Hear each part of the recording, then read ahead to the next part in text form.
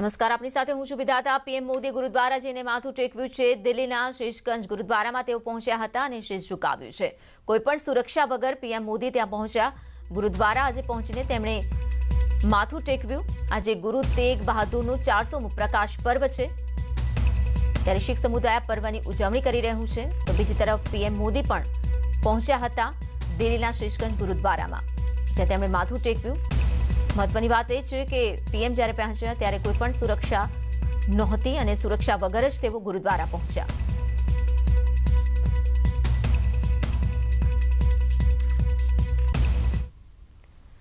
તો દ્રશ્ય આપણે બતાવી રહ્યા છે જ્યારે પીએમ પહોંચ્યા હતા ગુરુદ્વારા। પીએમ મોદી ગુરુદ્વારામાં જઈને માથું ટેકવ્યું છે। દિલ્હીના શીશગંજ ગુરુદ્વારા આજે પીએમ પહોંચ્યા હતા, કોઈપણ સુરક્ષા વગર તેઓ ત્યાં પહોંચ્યા। તો શીખ સમુદાય જ્યાં આજે પર્વની ઉજવણી કરી રહ્યું છે। ગુરુ તેગ બહાદુરનું 400મું પ્રકાશ પર્વ છે। હર્ષોલ્લાસ સાથે આ પર્વની ઉજવણી થશે। જો કે બીજી તરફ કોરોનાને કારણે કેટલીક તકેદારી અને નિયમો પ્રમાણે આ પર્વ ઉજવવાનું રહેશે, પરંતુ આપણે જે દ્રશ્ય બતાવી રહ્યા છે, પીએમ મોદી પહોંચ્યા હતા ગુરુદ્વારા, કોઈપણ પ્રકારની સુરક્ષા વગર તેઓ પહોંચ્યા। તો માથું ટેકવ્યું હતું, શીશ ઝુકાવ્યું હતું। દિલ્હીના શીશગંજ ગુરુદ્વારાના દ્રશ્યો છે, જ્યાં પીએમ પહોંચ્યા હતા। તો પ્રસાદ પણ તેમણે ગ્રહણ કર્યો હતો। માથું ટેકવ્યું, આશીર્વાદ લીધા અને ત્યારબાદ તેમણે ત્યાં પ્રસાદ પણ ગ્રહણ કર્યો હતો। પીએમ મોદી ગુરુદ્વારા પહોંચ્યા હતા અને માથું ટેકવ્યું હતું। તો દિલ્હીના શીશગંજ ગુરુદ્વારામાં આજે પીએમ પહોંચ્યા, કોઈપણ સુરક્ષા વગર। આજે ગુરુ તેગ બહાદુરનું 400મું પ્રકાશ પર્વ છે।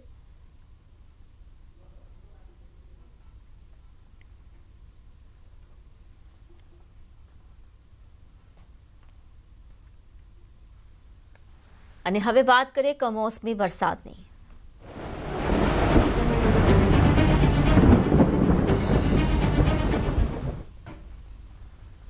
ગુજરાતના કેટલાક વિસ્તારોમાં વરસાદી વાતાવરણ સર્જાઈ રહ્યું છે। ઉત્તર ગુજરાતમાં પવન સાથે વરસાદ પડ્યો, તો સાબરકાંઠા અરવલ્લીમાં પણ વરસાદી વાતાવરણ સર્જાયું। પંચમહાલ કચ્છમાં વરસાદની આગાહી છે। રાજ્યમાં 3 દિવસ વાવાઝોડાની પણ આગાહી આપવામાં આવી છે। તો 32 થી 40 પ્રતિ કલાક કિલોમીટરથી પવન ફૂંકાશે, તેમ પણ હવામાન વિભાગે જણાવ્યું છે।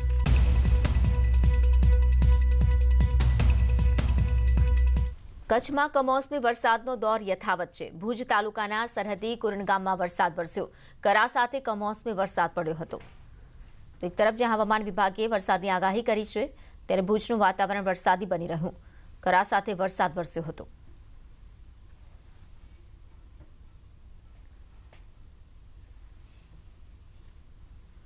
અરવલ્લી જિલ્લાના વાતાવરણમાં પણ પલટો આવ્યો છે। વહેલી સવારથી જ વાદળછાયું વાતાવરણ સર્જાયું છે। ટીંટોઈ, મોટી ઇસરોલ, જીવણપુર સહિતના વિસ્તારોમાં વાતાવરણમાં પલટો નોંધાયો। માવઠું થવાની ભીતિથી ખેડૂતોની ચિંતામાં વધારો થયો છે। તો મગફળી, બાજરી સહિતના પાકમાં નુકસાન પહોંચી શકે છે।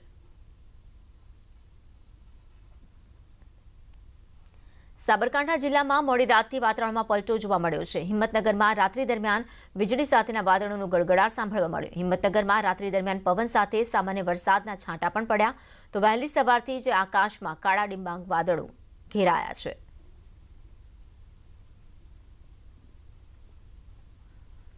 પંચમહાલ જિલ્લાના વાતાવરણમાં પણ પલટો નોંધાયો છે। વાદળછાયું અને કમોસમી વરસાદના આગમનની છડી પુકારતું વાતાવરણ જોવા મળ્યું છે।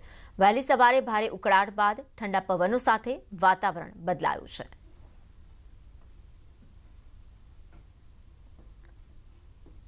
અને હવે વાત ગુજરાતમાં રસીકરણની।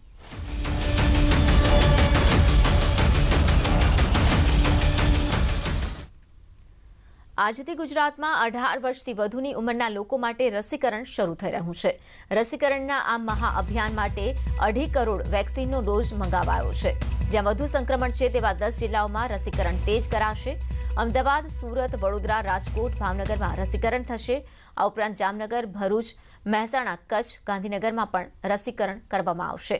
વેક્સિનેશન માટે ઓનલાઈન રજીસ્ટ્રેશન ફરજિયાત કરાયું છે। જે લોકોને મેસેજ મળ્યા છે તે લોકોને રસી આપવામાં આવશે।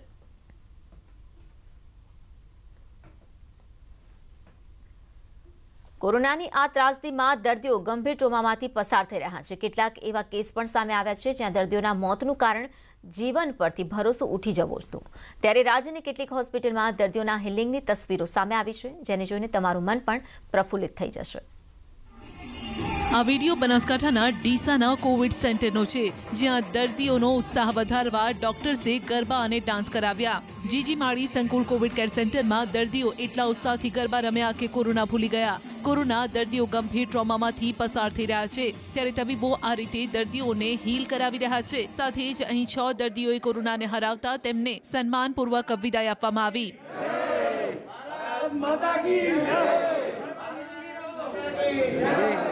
દાહોદની ઝાયડસ હોસ્પિટલમાં દર્દીઓનું મન હળવું કરવા સ્ટાફ ગરમી ઝૂમ્યો। સ્ટાફ નર્સ ડોક્ટર સંગીત પર ઝૂમ્યા। તેમની સાથે દર્દીઓ પણ હળવા મૂડમાં ઝૂમતા જોવા મળ્યા।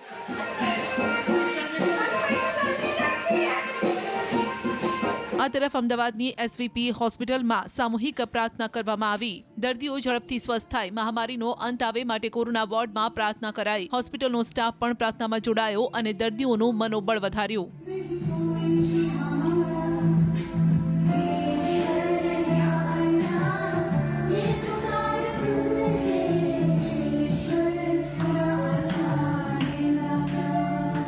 અમદાવાદમાં મેડિસિનની મંજુશ્રી હોસ્પિટલમાં એક ઉમદા કાર્ય કરાયું। દર્દીઓનું મનોબળ વધારવા પુસ્તક વાંચન માટે અપાઈ રહ્યા છે। હોસ્પિટલ પ્રશાસને દર્દીઓ માટે ખાસ કાઉન્સેલિંગની વ્યવસ્થા કરી છે। જે દર્દીઓ થોડા સ્વસ્થ છે તેઓ ટ્રોમાનો શિકાર ન બને તે માટે સવાર થતાં જ કાઉન્સેલિંગ શરૂ કરવામાં આવે છે। તો દર્દીઓને પુસ્તક આપવામાં આવે છે, જેમની સ્થિતિ નાજુક હોય તેમને વાંચીને સંભળાવાય છે। પરિવારથી દૂર દર્દીઓ એકલતા અનુભવતા હોય છે, ત્યારે આવા ઉમદા પ્રયાસ જુસ્સો વધારે છે। કોરોના કાળમાં આરોગ્ય સેવાની અછત વચ્ચે અમદાવાદની એક ટીમે શરૂ કર્યો છે સેવા યજ્ઞ। રાત દિવસ જોયા વગર આ ટીમ દર્દીઓને ઓક્સિજન સપ્લાય કરી રહી છે, તેમજ પ્લાઝમા ડોનર શોધીને અનેક લોકોની જિંદગી બચાવી રહી છે। અમદાવાદમાં રાત દિવસ રસ્તાઓ પર આ જ સાયરન સંભળાઈ રહી છે। ઓક્સિજન, એમ્બ્યુલન્સ, હોસ્પિટલમાં બેડ માટે દર્દીઓ પરેશાન થઈ રહ્યા છે। ત્યારે યુવાનોના એક ગ્રુપે અનોખો સેવા યજ્ઞ શરૂ કર્યો છે।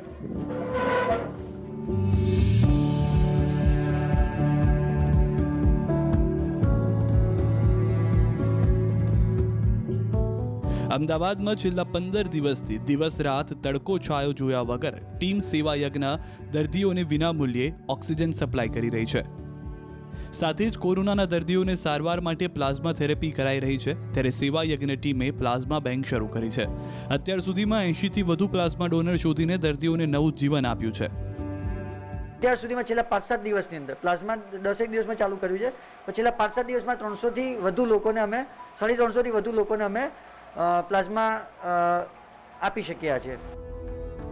ઝુબીન અંસારીએ માત્ર 5 વ્યક્તિથી શરૂ કરેલી ટીમ સેવા યજ્ઞમાં અત્યારે 150થી વધુ સ્વયંસેવકો છે, જે શહેરમાં દિવસ રાત કોરોના સંક્રમિત દર્દીઓને ઓક્સિજન સિલિન્ડર પૂરા પાડી રહ્યા છે।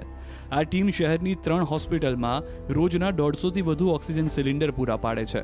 કચ્છ, ભાવનગર, બોટાદ સહિતના વિસ્તારોમાં ઇન્ડસ્ટ્રીઝમાંથી ખાલી સિલિન્ડર મંગાવી તેને રિફિલ કરી અમદાવાદના વિવિધ વિસ્તારોમાં ગંભીર દર્દીઓને ઘરે ઘરે ઓક્સિજન પહોંચાડી રહ્યા છે। દવાની દુકાનોમાંથી આપે છે, સિવિલનો સ્ટાફ અમારો નંબર આપે છે કે ભાઈ તમારો ઓક્સિજન પતી ગયું, તમે અહીંયાથી લઈ લો। કાલ રાત્રે અમારી જોડે બોટલો પતી ગઈ તો અમે લોકો સિવિલ ગયા, અમારી જોડે પેલા સ્પ્રે છે, 1 લીટરના સ્પ્રે છે। ત્યાં જેટલા લોકોને ઓક્સિજન નહોતું તો અમે લોકોને રાત્રે સ્પ્રે ત્યાં ગાડી આપ્યા અને અમે 100% નિઃશુલ્ક વ્યવસ્થા કરીએ છીએ। મિત્રો, ગ્રુપ સર્કલ બધા ભેગા થઈને અમે બધું ભેગું કર્યું છે। મુશ્કેલીની આ ઘડીમાં જ્યારે સ્વજનો પણ સાથ છોડી રહ્યા છે, ત્યારે સેવા યજ્ઞ ટીમ દર્દીઓને વહારે આવીને માનવતાની મિસાલ બન્યું છે। સેવા યજ્ઞ ટીમે લોકોને ખાલી ઓક્સિજન બોટલ દાન કરવાની અપીલ કરી છે, જેથી તેઓ વધુમાં વધુ દર્દીઓને સમયસર ઓક્સિજન પહોંચાડવામાં મદદ કરી શકે। મયુર માંકડિયા, ન્યૂઝ 18 ગુજરાતી, અમદાવાદ।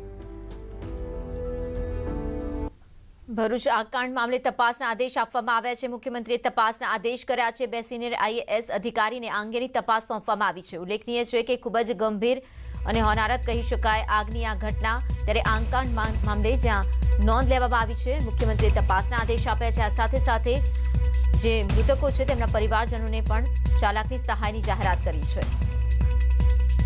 તો ગઈકાલે મોડી રાત્રે આગ લાગી હતી। ભરૂચની કોવિડ હોસ્પિટલ હતી, જ્યાં દર્દીઓ સારવાર હેઠળ હતા। આઈસીયુ વોર્ડમાં અચાનક આગ ભભૂકી ઉઠી હતી। જોકે આગ લાગવા પાછળનું કારણ શું છે અને કોની બેદરકારી છે, આ તમામ બાબતો તપાસવા માટે આદેશ આપવામાં આવ્યા છે.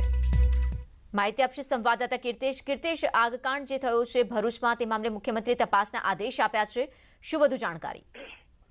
જે રીતે ભરૂચમાં ગઈકાલે મોડી રાત્રે પટેલ વેલફેર હોસ્પિટલમાં આગ લાગી હતી. આગની ઘટનામાં 14 દર્દી અને 2 પેરામેડિકલ સ્ટાફ મળીને 16 લોકોના મોત થયા છે. ત્યારે આ મામલે ગુજરાત રાજ્યના મુખ્યમંત્રી વિજય રૂપાણીએ દુઃખ વ્યક્ત કરતા સાથે મરનારના કુટુંબી અને સ્વજનોને 4 લાખની સહાય કરવાની જાહેરાત કરી છે. તે ઉપરાંત ખાસ કરીને જે ઘટના છે, આ ઘટના ખૂબ જ ગંભીર છે. તેને લઈને રાજ્ય સરકારે નોંધ લઈ 2 સિનિયર આઈએસ અધિકારીઓની ત્યાં આગળ તાત્કાલિક નિમણૂક કરી છે. ખાસ કરીને શ્રમ રોજગારના અધિક સચિવ વિપુલ મિશ્રા અને કમિશનર એડમિનિસ્ટ્રેશન રાજકુમાર બેનીવાલને તાત્કાલિક ભરૂચ પહોંચી અને જે ઘટના બની છે તેનો તાત્કાલિક રિપોર્ટ તૈયાર કરવાની સૂચના આપવામાં આવી છે. એટલે કે ભરૂચની જે ઘટના છે તે ખૂબ જ ગંભીર છે અને આ ઘટનાના પડઘા રાજ્ય સરકારમાં પડ્યા છે. રાજ્ય સરકાર દ્વારા તાત્કાલિક જે આઈએસઓને ભરૂચ ખાતે રવાના કરી અને સમગ્ર મામલે કયા પ્રકારની ઘટના હતી અને આગ લાગવાના કારણો શું છે તે તમામ વસ્તુઓનો રિપોર્ટ આગામી 48 કલાકમાં તૈયાર કરી રાજ્ય સરકારમાં જમા કરવા માટેનો આદેશ કર્યો છે.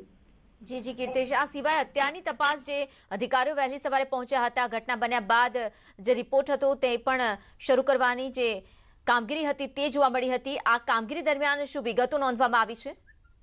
જે રીતે મોડી રાત્રે 1 વાગે આગ લાગી હતી અને ખાસ કરીને કોવિડના આઈસીયુમાં જે પ્રમાણે એક પછી એક આગની ઘટનાઓ સામે આવી રહી છે. જોકે ભરૂચની ઘટનામાં 16 લોકોએ પોતાના જીવ ગુમાવ્યા છે. ત્યારે વહેલી સવારથી સુરત ભરૂચના ફાયર વિભાગના અધિકારીઓ, પોલીસ અને ખાસ કરી એફએસએલ ડીજીવીસીએલના અધિકારીઓ પહોંચ્યા છે. આગનું મુખ્ય કારણ શું તેની તપાસ શરૂ કરવામાં આવી છે. જે દુર્ઘટના છે તેની ન્યાયિક તપાસ થાય, જવાબદારો સામે પગલાં લેવાય, તેના માટે પણ રાજ્ય સરકારે તપાસના આદેશ કર્યા છે. એટલે કે ઘટનામાં 16 લોકોના જીવ ગયા હોય, સમગ્ર પંથકમાં શોકનો માહોલ છવાયો હોય, ત્યારે ચોક્કસપણે લોકલ તંત્ર અને ખાસ કરીને રાજ્ય સરકારની ટીમો અત્યારે પહોંચી અને આ દિશામાં તપાસ કરી રહી છે. બિનસત્તાવાર જે માહિતી મળી રહી છે, કારણ કે ત્યાં આગળ દાખલ દર્દીઓમાં મોટા પ્રમાણમાં લોકો પોતાના બેડ પર જ ભરતું થઈ ગયા હોવાની વિગતો સામે આવી છે. એટલે કે આગ એવી તો કેવી લાગી કે જોતજોતામાં આગ વિકરાળ સ્વરૂપ લીધું, તેને લઈને તપાસનો ધમધમાટ શરૂ કરવામાં આવ્યો છે. ભૂતકાળની વાત કરવામાં આવે તો રાજકોટ હોય, અમદાવાદ હોય કે સુરત, આ પ્રકારની ઘટનાઓ સામે આવી છે. એટલે કે આવી ઘટનાઓ આગામી સમયમાં ના થાય તેને લઈને આ તપાસનો ધમધમાટ રાજ્ય સરકાર દ્વારા શરૂ કરવામાં આવ્યો છે. કીર્તેશ, આભાર તમામ માહિતી બદલ. ભરૂચ આગકાંડ મામલે તપાસના આદેશ આપવામાં આવ્યા છે. મુખ્યમંત્રીએ તપાસના આદેશ આપ્યા છે. તો જીવ ગુમાવનારા મૃતકોના પરિવારજનોને 4 લાખની સહાય સીએમ રાહત નિધિમાંથી જાહેરાત કરી છે. સીએમ રૂપાણી જાહેરાત કરી છે. જીવ ગુમાવનાર મૃતકો પ્રત્યે સીએમએ સંવેદના પ્રગટ કરી છે. તો એક તરફ જ્યાં તપાસ સોંપવામાં આવી છે, અધિકારીઓને આ અંગે રિપોર્ટ તૈયાર કરવા કહેવામાં આવ્યું છે. આગકાંડ મામલે તપાસના આદેશ આપવામાં આવ્યા છે. મુખ્યમંત્રીએ આ અંગેના તપાસના આદેશ કર્યા છે. 2 સિનિયર આઈએએસ અધિકારીઓને તપાસ સોંપવામાં આવી છે. તો બીજી તરફ જે ઘટના બની છે, ખૂબ જ મોટી દુર્ઘટના, અને તેમાં જીવ ગુમાવનાર જે મૃતકો છે તેમના પરિવારોને 4 લાખની સહાયની પણ સીએમ રાહત ફંડમાંથી જાહેરાત કરવામાં આવી છે.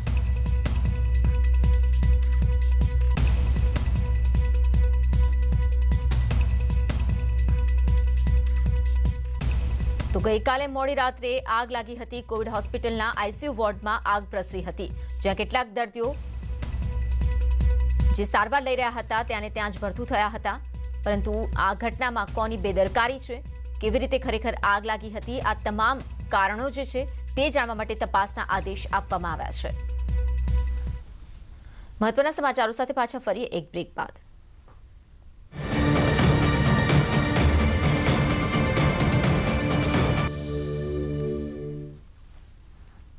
Welcome back. હવે જોઈએ ગુજરાતના સ્થાપના દિને राज्यपाल आचार्य देवव्रत સાથે खास संवाद. पूरे भारतवर्ष में एक भी राज्य ऐसा नहीं है जहां के महामहिम राज्यपाल कोरोना की इस महामारी में खुद एक कोरोना वॉरियर बनके फ्रंट मैदान पे खड़े हो, पर गुजरात और गुजरात के महामहिम राज्यपाल कुछ इस मामले में अनूठे उतरे हैं. जी हाँ, गुजरात के महामहिम राज्यपाल श्री आचार्य देवव्रत जी ने आज एक संकल्प लिया है. कोरोना की ये जो महामारी है उसमें विशेष कुछ योगदान देने का आज उन्होंने शुरुआत कर दी है. आज 1 लाख कोरोना फ्रंट वॉरियर्स को उन्होंने एक राशन किट देने का संकल्प किया है. शुरुआत भी हो चुकी है. आगे क्या है उनके एजेंडा, क्या है उनके विचार, सीधे उनसे बात करेंगे महामहिम राज्यपाल श्री आचार्य देवव्रत जी से. सर न्यूज़ 18 में बहुत बहुत स्वागत धन्यवाद आपका। गीता जी। सर मैंने पहले ही दर्शकों को बताया कि एक अनूठे राज्यपाल साबित हुए हैं कि जो कोरोना फ्रंट लाइन वॉरियर्स है उसमें खुद आप एक वॉरियर बन के खड़े हो गए हैं। क्या है आपके आगे के एजेंडाज, क्योंकि 1 लाख जो किट वितरण की बात है वो तो आपने ऑलरेडी प्रोग्राम भी किया, उसको एक ग्रीन सिग्नल भी दिया, आगे क्या है आपके संकल्प? देखिए गीता जी, इस 14 अप्रैल को माननीय प्रधानमंत्री जी, गृह मंत्री जी, उपराष्ट्रपति जी ने पूरे देश के राज्यपालों की एक बैठक बुलाई थी वर्चुअल, और माननीय प्रधानमंत्री जी का निर्देश हुआ कि कोरोना महामारी इतना विकराल रूप धारण करके आई है, इसमें हम सब ने मिलकर काम करना होगा और राज्यपालों को भी अपनी भूमिका निभानी चाहिए। उसी दिन से मैंने संकल्प किया कि इस अभियान को मजबूती से आगे बढ़ाना है। उसके ठीक 2 दिन बाद मैंने प्रदेश के संत महात्माओं को, जो हिंदू, मुस्लिम, सिख, ईसाई, बौद्ध, सब जैन, सबको मैंने बुलाया और उनसे 2.5 घंटे की मीटिंग हुई। उस मीटिंग में इतनी सफलता हमें मिली कि पूज्य बापू मुरारी बापू जी ने 1 करोड़ रुपया इस कोरोना यज्ञ में लोगों की सहायता के लिए प्रदान किया। 25 लाख रुपया मैंने भी इसमें सीएम रिलीफ फंड में दिया, और उसके साथ जितने भी महात्मा लोग थे, जिन भी संप्रदाय के थे, सभी ने संकल्प लिया कि हम अपने अपने क्षेत्र में किसी को भूखा नहीं रहने देंगे। उन्होंने भोजनालय चालू कर दिए, कोरोना के सेंटर बना दिए अपने स्थलों को। जो जिस तरह की सेवा थी उसमें सारे जुड़ गए, ये काम किया। उसके बाद मैंने और भूपेंद्र सिंह जी चुड़ासमा, जो माननीय शिक्षा मंत्री हैं प्रदेश के, हमने 3 लाख अध्यापकों को संबोधित किया और उनसे आग्रह किया कि वो अपने अपने जिस गांव में हैं, जहां शहर में हैं, और जो ऑनलाइन बच्चों को पढ़ाते हैं, वो पढ़ाई से पहले 10 मिनट कोरोना के बारे में जानकारी बच्चों को दें, उनको अवेयरनेस करें, वो मास्क लगाएं, उचित दूरी रखें, हाथ धोएं, भीड़ भाड़ में ना जाएं, और वो बच्चे परिवारों में वातावरण करें। तो अध्यापक के प्रति देश में एक सम्मान का भाव है।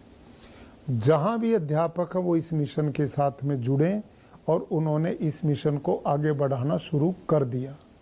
उसके बाद हमने जितनी भी यूनिवर्सिटीज़ हैं, सरकारी या गैर सरकारी, प्राइवेट, सब के वीसीज की एक मीटिंग बुलाई, प्रोफेसर्स की बुलाई, और इसी तरह की चर्चा उनके बीच में भी की है कि जो रात दिन लग करके अपने अपने क्षेत्र में काम पर लग गए। सर आप प्रकृति के काफ़ी नज़दीक रहे हैं, गाय से लेके बहुत सारे इनिशिएटिव आपके हैं जो काफ़ी लोग जानते भी हैं। तो कोरोना के चलते आप ऐसे कोई सुझाव देना चाहें या ऐसी कोई बात करना चाहें जो उपयोगी हो? देखिए, मैं प्राकृतिक खेती का पक्षधर हूँ। जहर युक्त जो खेती है, यूरिया, डीएपी, पेस्टिसाइड, जहर जो खेतों में पड़ता है, अब उसका जो अन्न, साग, फल सब्जियां लोग खाएंगे तो उससे इम्यूनिटी कमज़ोर होती है। और जो प्राकृतिक आहार लेंगे, गो आधारित जीवामृत, घन जीवामृत खाद बनाते हैं हम, उससे जो उत्पाद होगा, उसका जो आहार लोग लेंगे तो उससे इम्यूनिटी बढ़ेगी, रोग से लोग बचेंगे। आप भी बार बार एक्सपर्ट को सुन रहे हैं जो कहते हैं कि इस कोरोना की लड़ाई में वही जीतेगा जिसकी इम्यूनिटी स्ट्रॉन्ग है। तो इम्यूनिटी बढ़ाने का तरीका प्राकृतिक खेती है। आज भी मैं निवेदन करूंगा कि हम प्राकृतिक खेती की ओर बढ़ें और अपने संसाधनों का उपयोग करें, दुरुपयोग ना करें। सर प्राकृतिक खेती की बात की, हवा की बात की, स्वाभाविक से अभी पूरे देश में ऑक्सीजन की किल्लत है। सर कुछ स्टेट ऐसे थे, केरल, तमिलनाडु जैसे, जिन्होंने बोध पार्ट लिया। पिछले वर्ष जो कोरोना काल था उसमें बोध पार्ट लिया और उन्होंने ऑक्सीजन प्लांट डाले। गुजरात में कहीं ना कहीं ये पॉसिबल नहीं हो पाया है। कहीं ऐसी स्थिति दिख रही है कि आग लगी और कुआं खोदने बैठे हैं। तो आप जब इस तरीके से अभी जुड़े हैं, आपने पहले भी अपने इनिशिएटिव बताए, तो आपको क्या लगता है कि अभी क्या करना चाहिए और आप राज्य सरकार के साथ रह के इसमें क्या करेंगे ऑक्सीजन की किल्लत के साथ? बहुत अच्छा आपने प्रश्न किया है। इस समय प्रतिदिन पिछले लगभग महीने से मुख्यमंत्री जी कोर कमेटी की डेली बैठक लेते हैं और उसमें जहां कहीं भी जिस चीज का अभाव है तुरंत उस पर एक्शन ले रहे पर हैं। सर लगता नहीं चूक हुई, कहीं हमसे चूक हुई कि पिछले एक साल में चूक हमने मैम देखिए, चूक केवल सरकार से नहीं सबसे हुई है। किसने कहा था मास्क उतार दें? किसने बोला था आप बड़े बड़े सम्मेलन शुरू कर दें? किसने बोला था ब्याह शादियों में भीड़ शुरू हो जाए, शहरों में धक्के लगने शुरू हो जाएं? अरे ना सोशल डिस्टेंसिंग का ध्यान रखा, ना मास्क का ध्यान रखा, ना हमने स्वच्छता का ध्यान रखा। अब ये रोग तो आदमी से आदमी में फैलता है। आप कितने भी प्रबंध कर लें, यदि लोगों ने कोरोना के नियमों का पालन नहीं किया तो कैसे रोक जाएगा? हम सब ने मिल करके, इसीलिए मैंने निवेदन किया। कल मैंने 1.5 लाख किसानों को बातचीत की है, इधर हमने 3 लाख टीचर से बात की है, सारी यूनिवर्सिटी से बात की है। मुख्यमंत्री जी और मैं पूरी पंचायतों से बात करने वाले हैं। हम सब ने मैडम जुड़ना पड़ेगा। पर सर ये कहीं और ना कहीं इसमें भी जो दिक्कत आ रही है, आप स्वयं देखते हैं टीवी के माध्यम से, भारत सरकार माननीय मुख्य प्रधानमंत्री जी युद्ध स्तर पर अपने मिशन पर लगे हुए, रोजाना मीटिंग हो रही है और उसके परिणाम आ रहे हैं। कहीं ट्रेनों से ऑक्सीजन आ रही है, कहीं जहाज़ों से चल रही है, सारी दुनिया उन्होंने जोड़ दी है और हमारे प्रदेश में नए नए व्यवस्थाएं स्थापित की जा रही हैं, सैकड़ों ऑक्सीजन के वो लग। इस स्थिति में अब इन बातों को बार बार मैं और आप चर्चा करेंगे, उसका भी क्या लाभ है? अब तो हल ढूंढना है, जो विपदा उसको तुरंत कैसे उसे निकलना, इस पे काम करना है। और इसका तरीका क्या है? हम मजबूत रहें, मनोबल को स्ट्रोंग रखें, धैर्य रखें। सरकार अपने लेवल पर युद्ध स्तर पर काम कर रही है, पूरा देश जुड़ा हुआ है। अब सब लोगों की समझ में आ गया है, मिल करके हम जो काम कर रहे हैं उसी से विजय होगी और यही एक इसका तरीका भी। मैं आपकी बात समझ रही हूँ कि हमें फाइट देनी है एक फाइटर की तरह। पर सर अभी रेमडेसिविर की बात करें, बेड की जो अछत सामने आ रही है उसकी बात करें, विदेशी मीडिया में जो हमारे भारत की छवि बिगड़ रही है उसकी बात करें, कहीं ना कहीं ये पूरा नेगेटिव ऐसा कुछ नहीं है। नेगेटिव माहौल बनाने वाले बनाते हैं, जिनका सोच ही नेगेटिव उसका किसी पर इलाज नहीं है। लेकिन हम जिस देश के लोग हैं वहाँ सकारात्मक सोच रखनी चाहिए। हमने धैर्य के साथ इस समस्या का मुकाबला करना चाहिए। और जो लोग उंगली उठाते हैं उनकी क्या स्थिति है, अमेरिका की क्या क्या स्थिति रही, वहाँ तो हमारे से जनसंख्या भी 6 गुना कम है, वहाँ साधनों की भी कमी नहीं है, 6 लाख लोग वहाँ मर गए थे। तो आप देखिए ना, ये महामारी है, क्या कर पाए वो।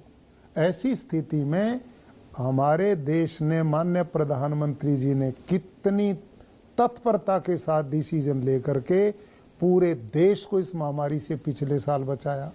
अब सब लोग जिम्मेदारी नहीं लेंगे तो एकदम आप उसको कैसे निकालेंगे? अब फिर वो उसी युद्ध स्तर पर लग गए हैं। इतना प्रयास उन द्वारा चल रहा, 18-18, 20-20 घंटे वो काम करते हैं। सारा केंद्र सरकार लगी हुई है, प्रदेश सरकारें जुटी हुई हैं।